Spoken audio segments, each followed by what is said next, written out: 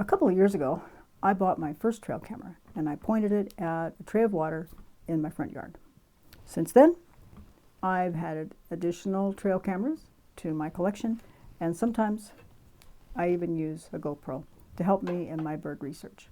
In this video, I'm going to share with you some thoughts that I have on trail cameras and why a trail camera might be a good option for you to add to your collection of things to help you in your bird watching enjoyment. Trail cameras are sometimes called game cameras. They're used by hunters. They're small, lightweight, battery-powered cameras that record the data to SD cards. I'll talk about all that in a minute. They're weather sealed, meaning they can be out in the rain, the wind, the snow, whatever Mother Nature throws at it, as long as you don't submerge them.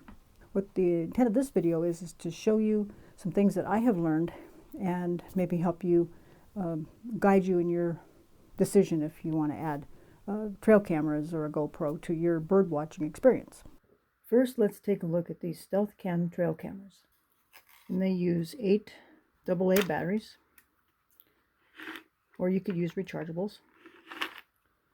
And they accommodate up to 32 gigabytes on a standard SD card. As far as battery life is concerned, I've had equal success with alkaline batteries and with rechargeables. The camera can record color photos in the daylight hours and black and white at night using the built-in infrared flash. Video is recorded in 10-second segments in color during the daylight and black and white at night using the built-in infrared lights. I run these cameras 24/7, 365, set for photo, and I record about 300 to 3,000 photos in 24 hours. The batteries will last 3 to 4 weeks on average. With video, the cameras will capture 100 to 500 video clips in 24 hours, and the batteries will last about a week. Next, let's talk about this Coleman CHD200 trail camera. And this one runs on 4 AA batteries. And I've had really good success using a 64 gig card in this camera. This camera can record photos or videos, or a combination of photos and videos in the same capture time. But I use it primarily for video because it records up to 30 seconds of video with audio, which is a nice little feature. In 24 hours, I collect 60 to 100 videos, and because of that, it's kind of a high battery drain. It will do color in the daytime, and these are the infrared, built-in infrared that it would use for photos or videos. And because of the high power drain, I get about 3, maybe 5 days out of that. So that's why for this particular camera, rechargeables are an absolute must. In addition to trail cameras, I often set up a GoPro. Each successive generations of GoPro records better quality video and audio. The only downside I can see is the battery really only lasts a couple hours. I set up the GoPro when I'm confident that a specific bird will show up. Another advantage to GoPros is they are 100% waterproof, meaning I can set it up in the water to get up close and personal to birds when they're bathing. All right, so these are some of the tools that I use in my bird research. So after 2 years and thousands of photos and hours of video, what have I learned? 5 things. 1, species identification. Then I can compare what I see on the videos that I collect and the photos, and compare those with photos in guidebooks and with in Merlin and Words of the World and other places like that, and my fellow birders, and that helps me and helped me learn about the bird, about bird identification, species identifications. Second thing I've learned is behavior.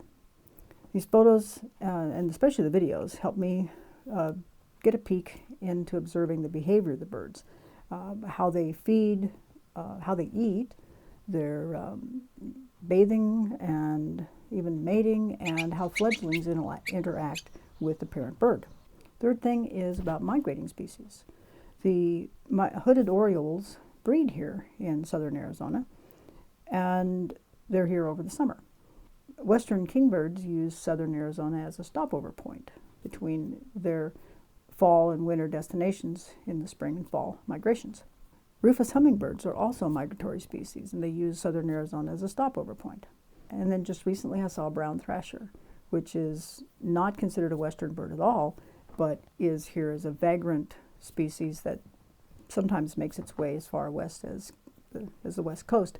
And I would never have seen or known any of that and learned any of that if it hadn't been for these trail cameras and with the videos and photos that they have produced.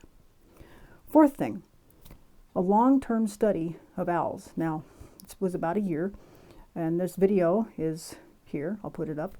I did a study on owls. I was privileged to follow a family, or a nesting pair of barn owls, and watch 3 chicks go to fledge. Now, unfortunately, I wasn't able to see the nest and all those things like that, but I was able to watch the parent birds bringing in food for the youngsters and also for themselves. So it was really quite a treat to catch the video and photos of these. I had sometimes 3 trail cameras pointed at nesting site, at the roosting site, and then just known places where the owls would hang out. It was really great. Now, I would not have been able to have studied those barn owls if it hadn't been for the trail cameras. And fifth, Southeast Arizona is a richly diverse location for mammals, birds, reptiles, and really all manner of wildlife. And the trail cams have enabled me to catch some of these notable characters stopping by for a drink. I have seen coyote, I've seen Arizona gray fox, raccoons, hooded skunks, striped skunks, and Arizona rock squirrel. I caught a spadefoot toad and a red racer snake that's part of the coachwitch family.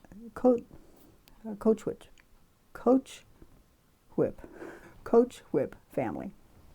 And I'm hoping that this video will provide you with some ideas of ways that you could enhance your bird watching enjoyment by using trail cameras or a GoPro or even an old camcorder that you may have lying around.